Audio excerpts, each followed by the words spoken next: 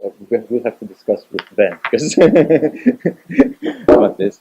Yeah, and we will have to deal with the spatial and temporal constraints and dimension of the conference. Because I'm really interested. I'm going to try not to move around, although I like moving around usually. Temporal try to stick with time. So as I realized that my paper was way too long, I'm going to try to go over it quickly without reading necessarily that much in order to be able to put emphasis on certain aspects. And especially since Rebecca and Ben yesterday made a very good introduction of certain things. This is about moving from the civilizing mission to the capitalist market. So that's it. So I would like to focus now on this morning, and what I would say is the economist good. Besides those terms, educational globalization, we have modern educational modernization that we will hear about at the end of the 19th century. There is also commodification of education. There are certain micromechanics of all those things that take place. And I'm interested more in seeing the civilizing mission discourse as a kind of discourse that allows lots of actors to present their point of view and try to play for money, basically. Because, well, no, most of us know, and we should say that to students who want to think about academia. Academia needs money. All right, so what I'm going to do is I'm going to go over, first, try to show how the market gets set up. Okay. In a certain sense, also focus less on the supply aspect of the educational market, because that has been done quite well by quite a few books and authors. I try to see the interplay with the social demand, the demand aspect of what's going on. Then see how the market functions, in some sense. How does it work? And with a particular emphasis on buildings and timetables of the schools. My example, hopefully, it would be physical education. As you know, I would have chosen. I was hesitating between languages and physical education. I said, okay, let's go for physical education. It's nice. And then starts towards the end, see the untoward consequences. And there I will even do something that I usually, my students know that quite well, I hate to do, but even throw the random Foucauldian concept out there. All right, so so a few photos to start with. How does that come? Well, over the last 8 years, I've been having lots of fun with Ben and the others about education. We're going through a certain number of archives, and when we arrive to all those archives about material, we find lots of things, and you find, of course, lots of photos. We find also lots of numbers. Most people are rarely interested with the numbers, more interested with the photos. I understand it. But you do find those type of pictures in the archives of the different educational actors. And not only, and also for diplomatic actors and other actors. So you see everything, as I said, that you see, for example, school buildings, you see the school actors, you see more school buildings, and how they are placed. Keep this in mind, I'll come back to them. And then you see students, and students presented in different manners. First one, this is from Athens, the other one's from Alexandria. The previous ones were from Rhodes or Salonika, etc., etc. To the left is from France, the French educational actors, the right is from Italians, and so on. Now, what does that do for us, I would like to say? It has to do, of course, with the arrival of educational actors, and especially Catholic educational actors towards the end of the 19th century, in the second half of the 19th century in the Eastern Mediterranean.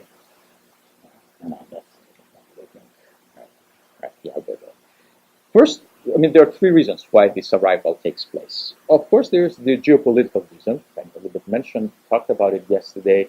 The transformation of the Ottoman Empire and the opening up our empire to foreign educational actors allows for the arrival and installation in the region. The second aspect has to do also with the transformation that takes place in Western societies. And we can forget a little bit about it, but what happens in the 19th century is a very religious century. Contrary to when you think of the century of secularization, what happens is you have a renewal, a revival of religious activism, and you have a transformation of what we consider as religious work. We think that religious work, it should be more active. So go out to society, try to conquer people, conquer the living through the dead, conquer the healthy through the sick, conquer the men through the women. And in particular, this is very impressive in terms of France, for example, which is one of the main actors we feel. Dr. Rogers had mentioned that in her book, the other books she didn't mention about. By the average age of Catholic clergy in France before the French Revolution is 60 to 65 years old. By about 100 years later, the 1860s and 70s, the average age has dropped to something like 40, 45 years old. And we have 250,000 members of the clergy by 1878. And out of those 250,000, three-quarters are the people who are in the active orders. People who are massively coming out in order to go and work in the society. And and there are lots of women. That's a matter of fact also. Right? Lots of women among those active orders. And if I mention France in particular, because we tend to forget about it, by the end of the 19th century, we always think of those major European powers as being in a fight with the religious actors in their metropolitan space. And so, for example, you have Jules Ferry here to the left, kind of image, eating the clergyman, the clergy spokesman, or Bismarck being on a chess game against the Pope, or and even and then this is British Tolkien, which is different. But interestingly for us, this is only a very metropolitan game, as we know, and also even this metropolitan game sparks the arrival of even more massive numbers of active religious orders in the regions that we're interested in. So, for example, if we take one of the important orders, which are the Brothers of the Christian Schools, the Brothers of the Christian Schools are chased from France by 1904, so they cannot operate in France by 1904. What happens is that they function 845 schools around the world with 190,000 students, because they cannot function in France anymore, so they just go out. And so even this is by the beginning of the 19th century, this is even more important. So these are the aspects, first of all, of this arrival, and it of course has to deal also with this imperial civilizing mission that we mentioned, that we discussed a little bit about. Now, the one thing that is also important to note is that, they mentioned later, in the Eastern Mediterranean, this arrival of the Catholic missionaries is particularly successful, and the establishment of this school is particularly successful.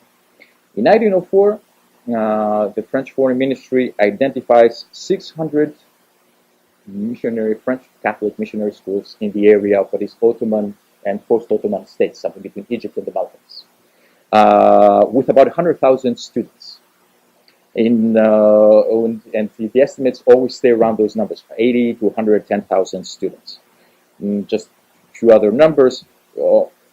Just the Jesuits, just one of the orders that's active, they operate 190 schools in what is Lebanon, Syria, with about 14,000 students. The Brothers of the Christian Schools I mentioned, they have 57 in the area with Lebanon, etc., etc. The numbers are impressive, and even female congregations in particular are very impressive in their presence. Although it was very difficult at the beginning for female congregations to establish themselves in the Eastern Mediterranean for lots of reasons, and only 10% of female Catholic congregations chose to go to that region, so very few. They're still very active, especially towards the end of the 19th century. The Sisters of St. Joseph of Apparition, Sarah Curtis has talked about them, open up 53 of their 59 establishments that open up in that area in the last 25 years, 30 years of the 19th century. Now, all right, this is how these schools arrive massively. What are their missions? All right, what do they do? I mean, why do they get there? I mean, their original idea for most of them was, of course, to come for local Catholics or Eastern Christians, as they mentioned. And they arrived for this, and this explains a little bit also where do you get set up. I mean, you do go somewhere places by accident. You go places where the people exist already. And they mention very often that these people are poor. These people are always corrupt because they've been in contact with either schismatics or Muslims, and so they have to be taken care of, which always creates for lots of tensions, sometimes between local Catholics and those new type of Catholics that arrive, and they're supposed to tell you what modern Christianity is about. And those that explains the initial installation and the initial mission, but that cannot be it. That cannot be the only mission. Of course, people would traditionally think also of what we call proselytism and evangelization. Well, and it is at the beginning one of the missions which fails blatantly.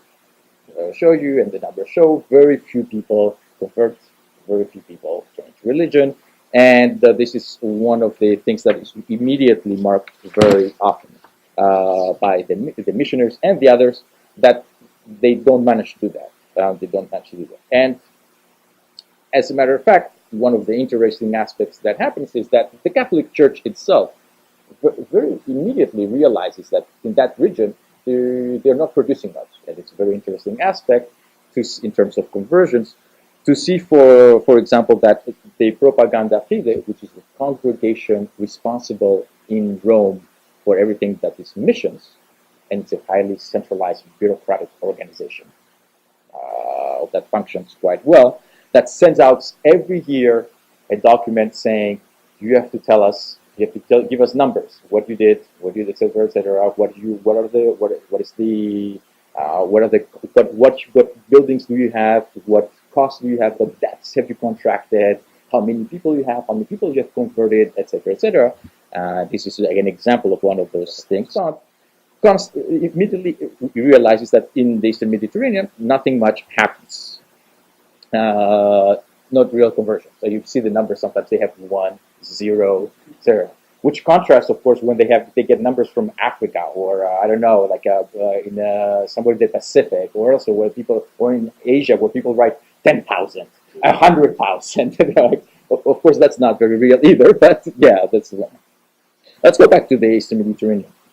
The last mission, or untoward mission, is that of course, the schools are the tool of cultural diplomacy of the foreign powers present in the region, or interested in the region. Ever since the capitulations that exist between the Ottoman Empire and foreign European imperial powers, there's a kind of separation also of zones of influence in a certain sense. For example, Austria-Hungary. Yeah. Austria-Hungary is, for example, responsible for that region. France has the protectorate it is responsible for most of the other region. Now, those zones of influence of the empires are present there until the end of the 19th century, when they start being contested by newcomers, and in particular Italy, which starts challenging the French on the islands and even on the coastline, and also challenges Austria-Hungary and the northern Balkans and the countries. And even Germany tries to show up and contest that. And what that means is that they're pouring in money and they're pouring in resources in order to open up their own schools or school-supported network. This is how, as a matter of fact, the market a little bit gets set up. Now, so we have French Catholic, Italian Catholic schools, Hungarian Catholic schools, German Catholic schools, etc., and lots of others as well. Also Protestant, almost the same nationalities, plus Liberation, the Americans, and then Russia. Because one of the things I forgot to mention is that this is pretty much the most we get out of a free market environment, and especially for Catholics. Catholics cannot go normally open up a mission anywhere they want. You have to have the approval of the propaganda that sends you somewhere as an order. And normally gives you the monopoly of the place where you are. So no other religious order can come and open up, another Catholic religious order can come and open up a school over there. This is called the commission model. This model does not function in the Ottoman Empire and in the region. It's the only, almost it's one of the few regions in the world where the propaganda accepts that more than one congregation or order can go and function in the same place. And it has to do with a specific religious symbolism of the region. I mean, you cannot give the monopoly of the Holy Lands to just one order. Everybody else is going to kill you. So that's what they do, and that's what happens, and that's why you have this free market environment. Now, what these schools also now try to, the other aspect that I should mention about these schools and their mission is that they try to deal with is they try now to also to bring the local societies into the Western world and like if you want Western civilization. And this is where the demand aspect is going to get it immediately. The schools are an element of integration of local societies and social mobility at this end of the 19th century. It happens in the rural world, and we do have elements of rural society, of rural communities, writing letters asking for schools to open up in their villages, but it's a mostly urban phenomenon. It's a mostly urban phenomenon that the schools and the foreign powers have to cater for.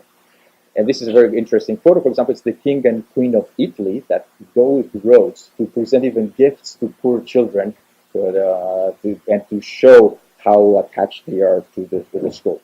So it's a mostly urban phenomenon, and most buildings open up in cities. And I will come back to why this happens.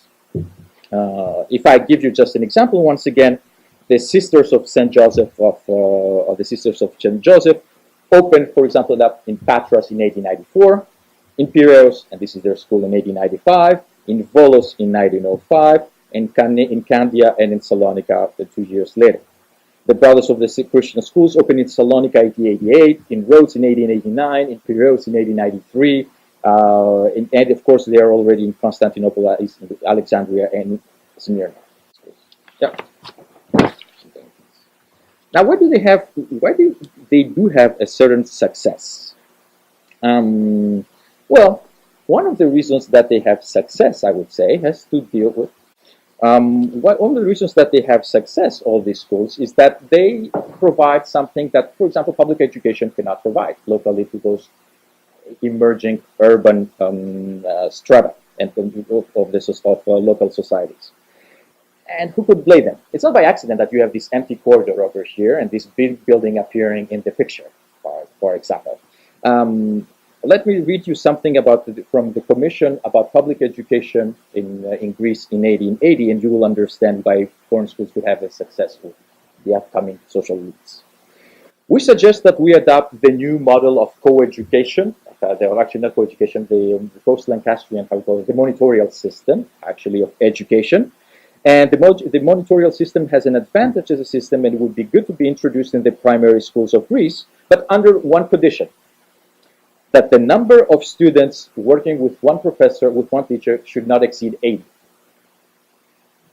Now, 80. 80 for one teacher is already, it's good. But I mean, imagine that probably some classes had more than 80 students.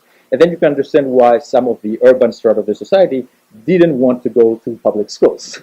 They didn't want to be with 80 students. Moreover, education in many cases, for example in Greece, not in other countries, was co-educational. And people didn't want to send their girls to those co-educational schools, public schools. The other aspect was that these schools were seen as a better way of opening up to foreign languages and learning foreign languages. And so being attached, being integrated into these global networks that were coming up. And of course, for female students and for the families, it was very important to send them there. Rebecca has written about it. It's about the model of the maîtresse de maison that is very popular for the families, and they want to send their daughters to learn how to become the perfect maîtresse de maison in those French schools. It's at that point, by the end of the 19th century, that supply and demand get interlocked.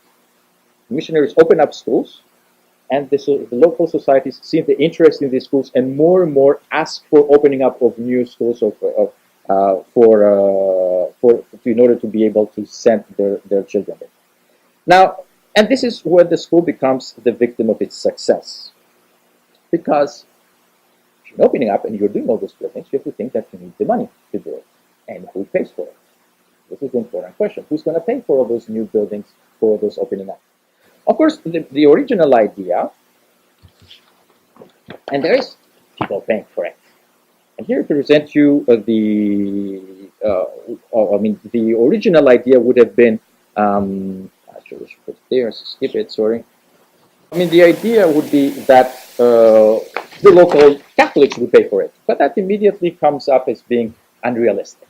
Local Catholics are mostly poor, and very often local Catholics cannot pay. On the contrary, very often local Catholics are the bursaries of the schools because they are needed. They need to have them. An example from Piraeus, once again, only 13 students out of 150 pay in Piraeus in 1888. But in Athens, right next, a school from the same network of St. Joseph of Piraeus, 160 of the 250 pay. And Piraeus, there are more Catholic students going to the school, and the other one, they're taking more non-Catholic students who are paying. And it's the same thing all over the place. In Salonika, the opening up of schools that have to deal with that have to deal with both a paying audience, families, and then also a non-paying audience, very often the local Catholics. And this brings a stratification of education.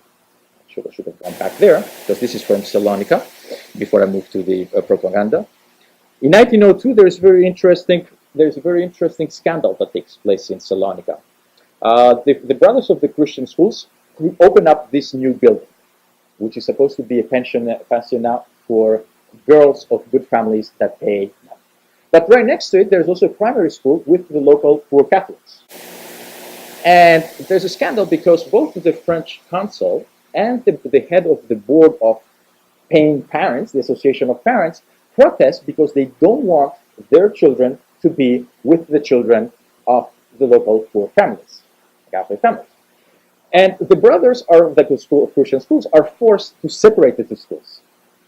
To keep the one school, the pensionnat, for the paying, and to maintain a lower standard primary school for the poor Catholics right next to the church. So you can even see the spatial dimension. The new school opens up somewhere else in the city. It's actually on Bank Street that it opens up, while the old primary school remains by the church. And there are lots of interesting, we have the testimony that they are protested by the families about this, that they don't accept this stratification, which is imposed upon them. And even the missionaries don't accept it that easily.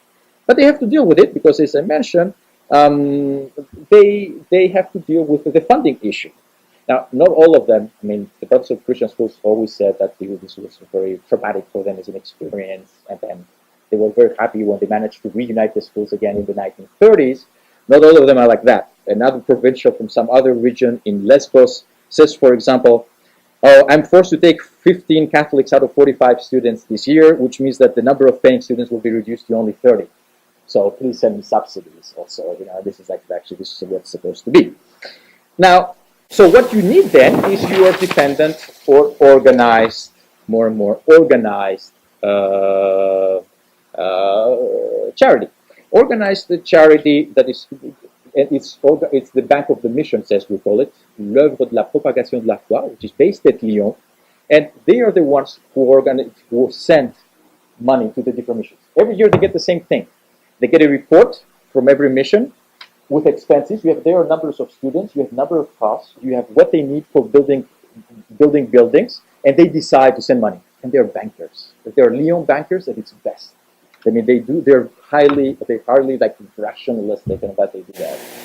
So they say, no, we're not giving you anything because you're not producing anything. This mission needs, we should be shutting down. So they're like, it's like a multinational corporation. They're like shutting down and saying that we're not sending money there and there or elsewhere. But even that, and that explains to you also all those images that you saw before. Because how does it function? This association has a magazine, has a periodical that goes out to the people that have contributed money to the association. And for that periodical, they need articles and pictures. So they ask the different schools to send them pictures, and they send them little blurbs that they put on their periodical. And that's how they manage to attract people and also persuade people that it's good to give money for them. Um, I'll skip on because that was about the puissance, as a matter of fact, of the, so I'm running out of time. Yeah, no. Yeah, 5 minutes. Okay. And I wanted to say, I said that because I was going to be late. I'm gonna, no, I'm got it short. Constraints of time and space. Um, the the main actor or the main paying and financial revenue for schools by the end of the 19th century is the non-Catholic paying students. It's the non-Catholic state students who accept to pay because they want to come to get this better education, but that forces then all those schools, and I was getting to that about the functioning of the market, that forces the schools themselves to adapt to the order, to adapt to the demand. You have here a very good example. It's the Ministry of Foreign Affairs of Italy that is asking all the Italian schools abroad in 1895 to accept, for example, to teach foreign languages, to teach not only Italian, and they say you also should be teaching Arabic, Turkish, Greek, Albanese, American, whatever is needed to keep the clients happy. So we're okay if we're not dealing only with Italian, and that happens more and more. More and more of these things happen. The French schools mentioned that they are teaching English because people didn't want it. One of them says we were forced to hire 2 Greek professors this year because the families wanted it, but that requires a cost, etc., etc. And so you're getting into this educational bubble that actually gets you provide more and more, and the timetables become more and more important.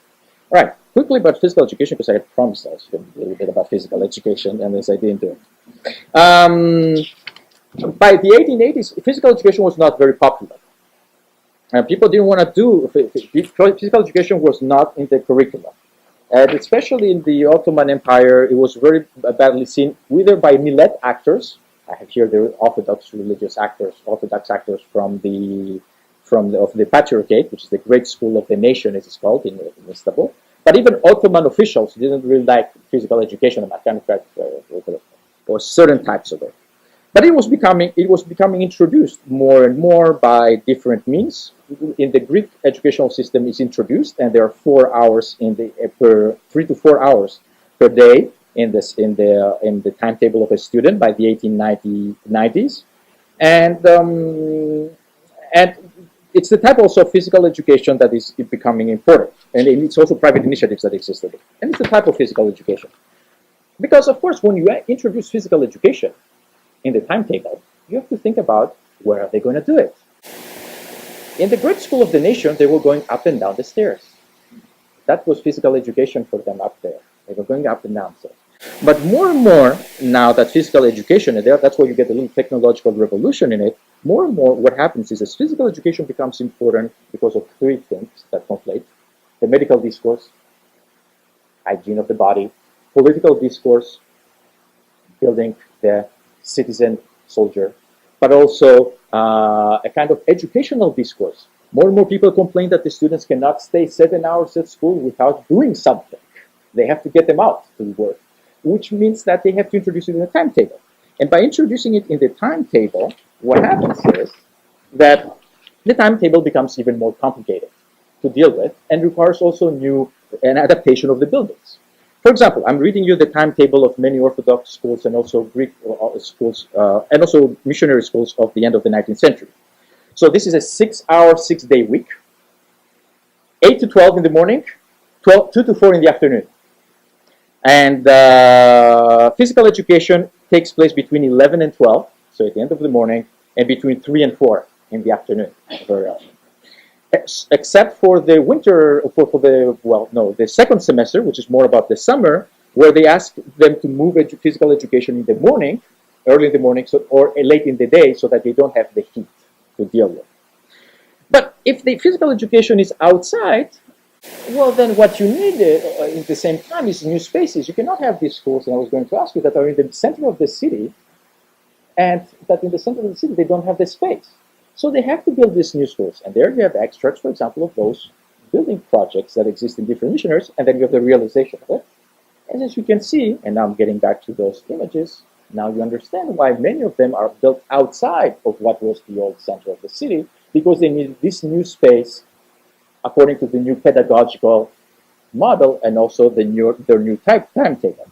More and more. And the students will be presented like this. Now, one thing about it also that you don't see, you will remark that, and we remark that in many of the pictures, the physical education the students do is a very ordered one. Yes, I'm done, 30 minutes. Yep. It's a very ordered one. You rarely have them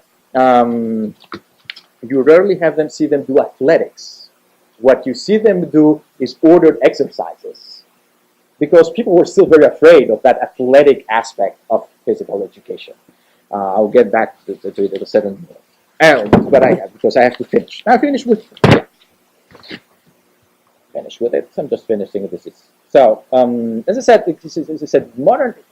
Some of you have seen this. Modern was BCBG about education. That's what I mentioned about ordered one. Modern was cool because it was a new type of modern education that included new buildings that were very different. You covered buildings also in the courtyard outside, because if you're doing physical education in the winter, you don't want to be rained upon. That's just like one of those things. And modern was, of course, supposed to be cosmopolitan. This had also untoward effects, and I'm concluding there. The untoward effects that it had is that the French-Italian competition that takes place all around this and all of the French territory, first of all, leads to an American success. By the 1920s, the end of the period, it's the American schools that actually emerge triumphant. And I gave you a good example, Anatolia College moving to Thessaloniki, for reasons that I can go into to explain. The French and Italian mostly going to decline, and you have the example here. But this is going to be studying this. This was the new French school of the end of the 19th century. The bottom picture that everybody was looking as one of the best schools in the Eastern Mediterranean in Rhodes, and this is what's happening to it today. For at least 8 years ago, when we were there in Rhodes, it's being destroyed to become a new commercial center. Public state reaction. To give just the example of Greece, because I have run out of time and abused it. This public state does move in and creates new schools itself and new buildings. Between 1928 and 1932, the Greek state built 3,167 primary schools in 4 years. It had built 1,474 in the previous 100 years. So it built 2.5 times more in 4 years, and had built over 100 years. As a reaction to all this, of the need to regulate the market, because of that effervescence of the educational market that was taking place. And they asked some of their best architects to build some of them in order to have this very modern approach of it. You have two very good examples here. Kionis and Karantinos were very famous modernist architects, and the schools are still there today, and you can see how they're supposed to be out there in the space and opening up. Finally, and ended up, because the market was now regulated, they still had to create a place where elites could send their kids. And they created two new types of schools in extent. Some that were state-sponsored or state-sponsored schools that could allow for, that's my faculty moment, I meant there, for a heterotopia. A school that was supposed to be there, but was not supposed to be of that society. A school that was supposed to be American while in Greece, or French while in Greece, and give an image of that other part of like France or America while in Greece, and where most of our prime ministers have gone. And thank you, and such a